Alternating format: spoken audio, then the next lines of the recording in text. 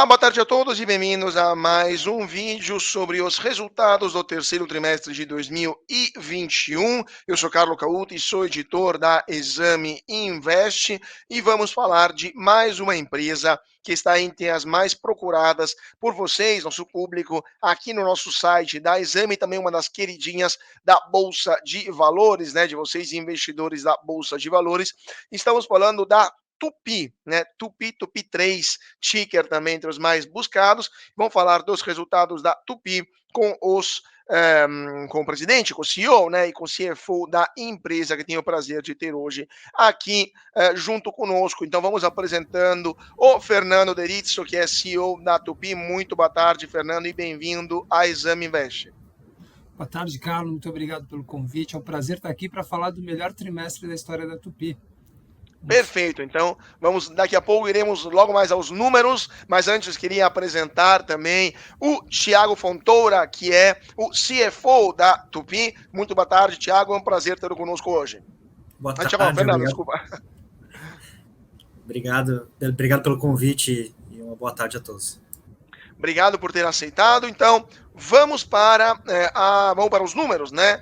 Desse, como disse o Thiago, como disse o Fernando, desculpa, como disse o Fernando, que até que tá invertido aqui embaixo o nome no meu monitor. Como disse o Fernando, o melhor trimestre da história da Tupi. Por quê? Porque os números vieram muito acima do esperado, né, pelo mercado, muito acima das previsões do mercado. É um resultado sólido nesse terceiro trimestre, com uma receita líquida de 1,8 bilhão de reais, alta de 47% em relação ao mesmo período do ano passado, e 6% acima das expectativas do mercado. O EBITDA foi de 276 milhões de reais, alta de 11%, impactado, né, mesmo se foi impactado negativamente por algumas despesas que somaram 13 milhões de reais, entre provisões que foram atualizadas e despesas relacionadas à venda de ativos inutilizáveis, baixas de ativo físico e outros custos. Mesmo assim, o EBITDA foi positivo, margem EBITDA chegou a 15,1%, e a margem de EBITDA ajustada 15,8%. O lucro líquido 125 milhões de reais. 7% impactados positivamente em benefícios fiscais do pagamento de juros sobre o capital próprio. Então, eu iniciaria com a primeira pergunta para o Fernando. Fernando, um comentário sobre esse terceiro trimestre da Tupi com esses números bastante positivos. Então, Carlos, foi um trimestre muito bom, porque a despeito de tudo que nós enfrentamos nesse período, né, saindo de uma pandemia, ainda estamos enfrentando, isso tem efeitos importantes na nossa operação é muito intensiva em mão de obra. O problema de semicondutores que afetou amplamente nossos clientes, especialmente aqueles que fabricam comerciais leves nos Estados Unidos, picapes, eles sofreram bastante nesse período, isso causou paradas repentinas na companhia. Nós conseguimos superar com uma boa eficiência nas operações, com boas decisões ao longo do período e conseguimos aí chegar nesses resultados recordes. Conseguimos repassar custos, isso é um tema importante, porque nós somos dependentes de commodities minerais, né, de energia, e nós somos capazes de repassar esses custos e conseguimos alcançar esses resultados. Também, recentemente, nós incorporamos uma divisão da Fiat, da Stellantis, a Texi, no Brasil e em Portugal, um escritório na Itália, e agora a gente parte para um novo período, enxergando um período com demanda reprimida, com uma oportunidade muito grande para os próximos anos para a companhia, com todos os investimentos em infraestrutura e tudo que vem por aí. Perfeito. Então, Fernando, depois eu vou te perguntar um pouco mais sobre essa questão do minério também, né, do custo das commodities e também da internacionalização da Tupi. Mas antes disso, eu queria passar a palavra para o Thiago. Thiago, também mesma pergunta, um comentário do ponto de vista do CFO sobre os números desse terceiro trimestre de 2021. Bom, acho que em complemento ao que o Fernando comentou, né, acho que nossa receita líquida, nosso EBITDA, nosso lucro operacional foram os maiores da história.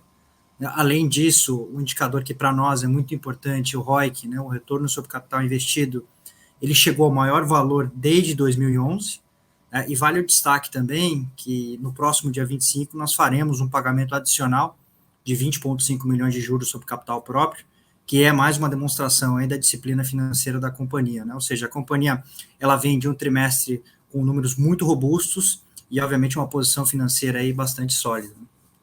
Perfeito, perfeito. Então, vamos falar também dessa questão assim da operatividade da empresa, né? Primeiramente, eu queria perguntar para o Fernando, que citou a questão da internacionalização da empresa. Lendo aqui os números da Tupy, estou vendo que os volumes no mercado externo aumentaram 15% ao ano, impulsionados, 15% em relação, desculpa, ano a ano, né, em relação ao terceiro trimestre de 2020, foram impulsionados pelo segmento, principalmente pelo segmento de hidráulica, 66% de alta, né? Lendo aqui o balanço junto com vocês. Mas também o mercado interno teve um destaque positivo, o volume subiu 49%, e isso refletiu a demanda, a recuperação na demanda, principalmente nos setores de transporte, infraestrutura e agronegócio, né, o famoso TIA, né, o TIA. Então, queria perguntar sobre esta divisão, né, das vendas, das operações da Tupy para o Fernando. Fernando, como é que está isso? Como é que está na visão de vocês essa divisão? O mercado externo está se tornando cada vez mais importante para a Tupy, ou o mercado brasileiro ainda é o protagonista absoluto das atividades da empresa? Bom, o mercado interno ele é muito importante, né? Mas ele representa cerca de 30% das nossas vendas. Né? A grande parte das nossas vendas ela continua no mercado externo. Nós somos muito fortes na América do Norte, né? Mas os nossos clientes da América do Norte e da Europa foram muito impactados pelos problemas de semicondutores. Então, nós realmente nós observamos muito mais crescimento no Brasil, porque os nossos clientes do Brasil não foram afetados, e uma indústria de caminhões muito forte, de máquinas muito forte no Brasil, impulsionado pelo segmento agrícola, que tem puxado toda a venda desses produtos. E no exterior, as vendas só não foram maiores porque realmente nós não faltaram componentes aos nossos clientes. Quando a gente compara a Tupy, os 12 meses que antecederam a 30 de setembro de 2021 em relação a 2019, nós observamos uma venda física 15% menor. O faturamento foi muito maior, mas as condições de mercado são melhores que 2019, porém a gente não conseguiu executar porque os clientes tiveram essa dificuldade de montar os equipamentos. A boa notícia é que nós fabricamos componentes para bens de capital. E bens de capital, essa demanda ela fica postergada. Eu estou falando aqui de caminhões, eu estou falando aqui de máquinas de construção, de colheitadeiras, de outras máquinas agrícolas, geradores, equipamentos que precisarão ser substituídos porque eles estão sendo com uma taxa de utilização muito alta. Então a gente deve ver essa demanda vindo nos próximos 2 anos. E tudo isso deve ainda melhorar com o pacote de infraestrutura que foi aprovado no Congresso americano na semana passada, que traz 550 bilhões de dólares de investimentos em renovação de estradas, aeroportos, portos, novas instalações de energia limpa e assim por diante, que vão impulsionar o negócio dos nossos clientes que fabricam os equipamentos que viabilizam esse setor. E da mesma forma, o setor agrícola, a renda dos produtores agrícolas dos Estados Unidos, como do Brasil e da Europa, ela está alta pelo preço das commodities, preço internacional das commodities, o que incentiva o investimento e a substituição da sua frota de equipamentos, o que também está puxando demanda para nós, porém os nossos clientes não estão conseguindo atender toda essa demanda. Nunca o backlog de caminhões dos Estados Unidos esteve tão alto, nunca o estoque de picapes esteve tão baixo, e por isso a gente tem uma perspectiva muito positiva adiante, não só pela Tupy atual, mas pelas operações da Techseed que nós incorporamos à Tupy, que acrescentam 40% à nossa capacidade. Então, realmente, a gente está olhando para um mercado muito favorável adiante para a companhia. Perfeito, perfeito. Obrigado, Fernando. Thiago, agora, pegando o gancho do que o Fernando falou sobre o que está acontecendo nos Estados Unidos e também esta visão positiva que vocês têm no mercado americano, a pergunta é, o dólar está nas alturas aqui no Brasil, boa parte dos custos de vocês também são em dólar, né? Porque estavam falando de commodity, de matéria-prima, etc. ao mesmo tempo vocês também exportam bastante. Como é que está essa dinâmica? É um hedge natural que vocês têm, não se preocupam? Por outro lado, estão se preocupando? A competitividade da empresa está ganhando com essa desvalorização do real? Como é que está essa situação com o dólar tão alto? Bom, acho que primeiro é de se celebrar que uma companhia consegue ter um modelo bastante exportador, né, e, sobretudo, reforçar essa nossa liderança tecnológica no mundo inteiro, né? Então, uma companhia brasileira que controla uma tecnologia bastante sofisticada, né, e consegue empreender em vários mercados distintos, né? Então, hoje a gente tem aí praticamente mais de 80% da nossa receita fora do Brasil, muita exportação também de dentro do Brasil, e seja uma depreciação do real ou do peso, ela nos favorece. Sem dúvida, ela deixa o nosso ambiente de oferta mais competitivo. Agora, o nosso modelo contratual, ele divide alguns desses custos ou receitas, de forma que a relação sempre fica bastante equilibrada e se torna aí um modelo sustentável de longo prazo, né? Então, no limite, sempre é bom, né, uma moeda um pouco mais depreciada, mas a gente acaba dividindo um pouco desse efeito também com os clientes. Perfeito, perfeito. Vamos falar, últimas duas perguntas. Vamos falar então desta aquisição que vocês fizeram desta empresa, dessa divisão, né, da Stellantis, e que levou agora, está levando a Tupy para a Europa, né, em Portugal e também na Itália. Qual que é o racional por trás desta operação, Fernando? E também com essa atuação, então, podemos dizer que a Tupy já é uma multinacional com coração brasileiro? Sim, sem dúvida nenhuma, Carlos, com muito orgulho. A Tupy é uma empresa que hoje ela é líder do seu segmento no mundo, né? Nós somos fornecedores de todos os fabricantes de caminhões, de máquinas agrícolas, de máquinas de construção do Ocidente. Isso é muito importante, esse posicionamento, porque nós enxergamos fundamentos muito fortes nesses três setores, seja o transporte de cargas, em todos os modais, seja rodoviário, ferroviário, embarcado, ou seja também a necessidade de produção de alimentos e aumento da eficiência do uso da terra, que necessariamente passa por sementes melhores, fertilizantes, mas maquinário que funcione e que gere produtividade. E por último, evidentemente, a infraestrutura. Nós estamos na América Latina, a América Latina tem grandes desafios de infraestrutura, seja para o saneamento, distribuição de água potável, levar eletricidade em diversas regiões, a África e a renovação da infraestrutura europeia e americana. E todo esse processo, que tem muitos programas hoje em andamento pelos governos do exterior para a renovação dessa infraestrutura, eu falei dos Estados Unidos recentemente, na Europa tem programas semelhantes, ele necessariamente fortalecerá a demanda dos nossos clientes.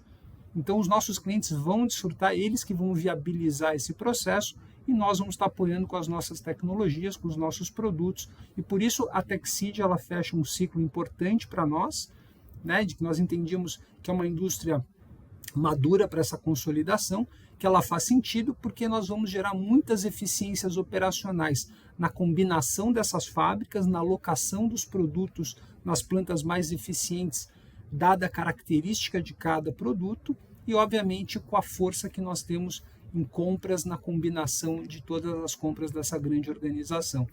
É uma empresa que hoje estamos aí com 19 mil funcionários, sendo que 14 mil deles estão no Brasil e outros 5 mil fora do Brasil. Perfeito, perfeito.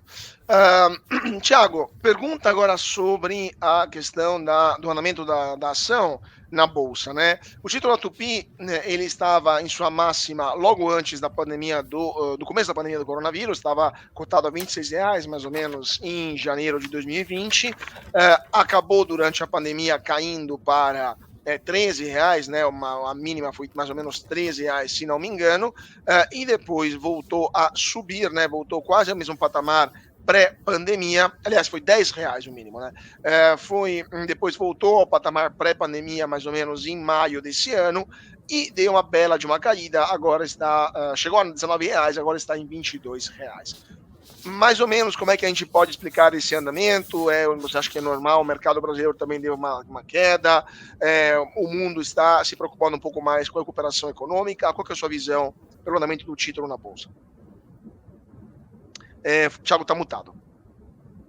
Acho que é muito difícil, né, para nós julgarmos aí as decisões do mercado em relação ao nosso preço da ação, né? Eu acho que nós, como executivos, o que a gente pode garantir é que, por um lado, os fundamentos, né, de médio e longo prazo são muito bem estabelecidos, e, pelo outro lado, o ponto de vista de geração de caixa, a companhia foi muito bem ao longo dos últimos anos. A verdade é que esse foi um trimestre que nós demonstramos a nossa capacidade de repassar preço, por exemplo, né, em um ambiente inflacionário muito alto, e antes, em não havendo uma aquisição, fomos bastante agressivos em dividendos, e agora temos aí um elemento novo, né, que é extrair sinergias de uma nova transação que o mercado ainda não conhece tão bem. Tá? Então, a gente acredita muito nessa combinação da integração da Teksid, né, que tem bastante sinergia pela frente, com o mercado ascendente, um mercado que tem muita demanda reprimida, ele está mal abastecido ainda, e sem dúvida, na nossa opinião, isso tende a ser refletido no preço da ação.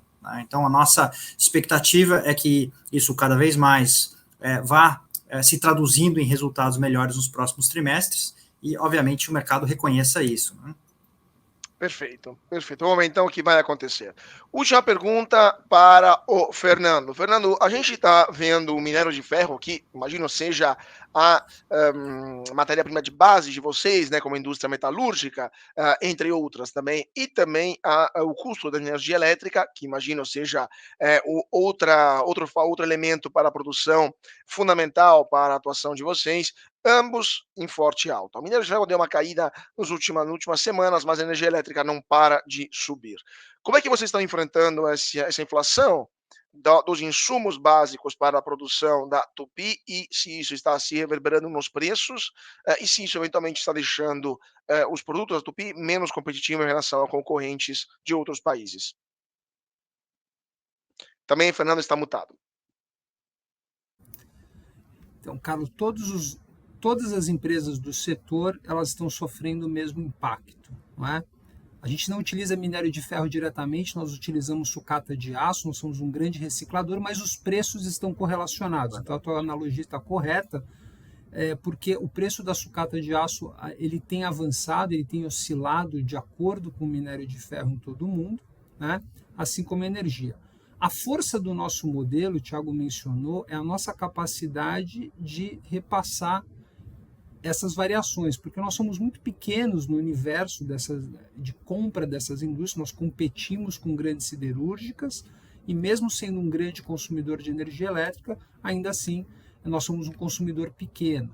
Então a gente acaba tendo que ter mecanismos de repasse claros e a gente tem sempre trabalhado nesse sentido e obviamente focando em engenharia para reduzir o consumo de energia na operação e melhorar a nossa capacidade de fazer receitas de materiais que tornem mais econômicas e permitam que nós tenhamos mais alternativas de materiais. Então, às vezes eu posso comprar um ferro gusa, se eu tenho uma oportunidade, ou um tipo de sucata de aço que eu tenho uma oportunidade, e assim nós vamos tentando conduzir e gerando eficiência em nosso processo. Mas, essencialmente, eu preciso ter condições realmente de repassar esses custos, e nós temos realizado isso, né? Acho que os nossos resultados têm demonstrado isso, e também focar um esforço muito grande de engenharia para melhorar a nossa capacidade de lidar com esses materiais e com as alternativas de materiais, porque um dos problemas não tem sido só a inflação, mas às vezes a escassez de alguns materiais. E nós temos sido capazes de conduzir isso e atravessamos esse período relativamente bem, em todo o contexto. Perfeito, perfeito. Então, gente, infelizmente nosso tempo aqui está se esgotando, mas eu queria agradecer muitíssimo o Fernando Derizzo, CEO da Tupi, por sua disponibilidade hoje em estar conosco comentando os resultados do terceiro trimestre. Muito obrigado, Fernando. Muito obrigado, Carlos. Se eu puder ter uma palavra final. À vontade.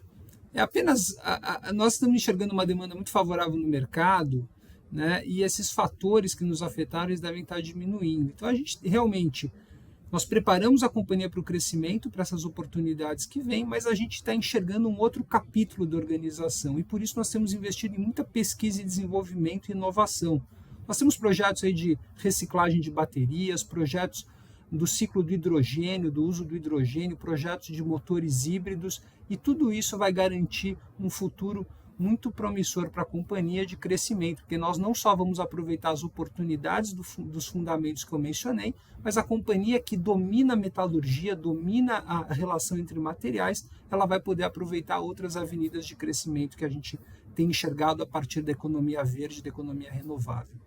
Tá? Muito obrigado pelo seu tempo. Obrigado eu, e com certeza voltaremos aqui na Exame a falar sobre esses projetos, muito ligados também ao tema que estamos tratando bastante, né, o ESG. Então fica aqui meu convite, não somente para os próximos resultados trimestrais, mas também para bater um papo mais específico sobre como a Tupy, como a Tupy está se posicionando nesse mercado de ESG. Então, mais uma vez, muito obrigado ao Fernando por sua disponibilidade, muito obrigado também ao Thiago por ter estado conosco nesse comentário, né, nessa análise dos resultados da Tupy do terceiro trimestre. Muito obrigado, Thiago, foi um prazer. Obrigado, até a próxima. E muito obrigado a vocês que estão seguindo a gente aqui na Exame Invest. Sigam a gente nas redes sociais, no Twitter, no Facebook, no Instagram, no YouTube, também nosso site exame.com. E todo dia, 8 horas da manhã, estamos aqui para a abertura de mercado, eu junto com minha parceira Jéssica Castro. Então você não pode perder. Mais uma vez, muito obrigado a todos pela atenção, uma ótima tarde e até mais.